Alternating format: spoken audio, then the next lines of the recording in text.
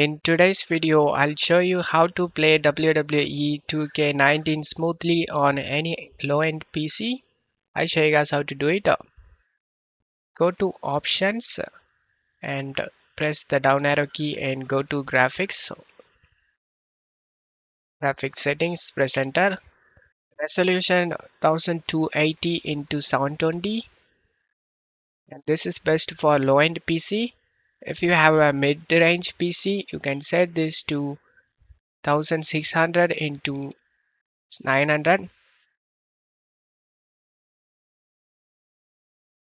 Window mode, set this to yes, and VSync off, shadows to off, FXWA off, audience density, set this to 0.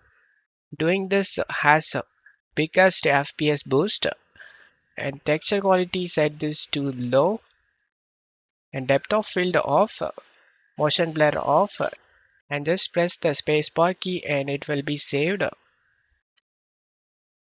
Check the yes option, and again press the spacebar, and it's gonna be saved.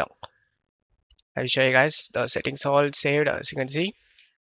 I'll show you guys the resolution that for medium spec PC 1600 into 900.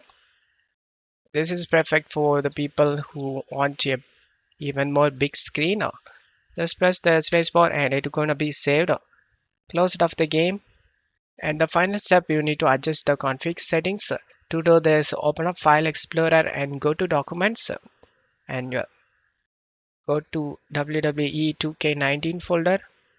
Right click on the config and select Edit in Notepad and make sure these three off. Audience deceleration, set this to off, and texture quality, set this to 0 so that it's gonna be low. And in resolution, make sure you set the medium resolution for 1600 into 900. For low resolution, set to 1280 into 720. Make sure these both options are set same, and windowed, set yes. Check file and select save option, and it's gonna be saved. Launch the game.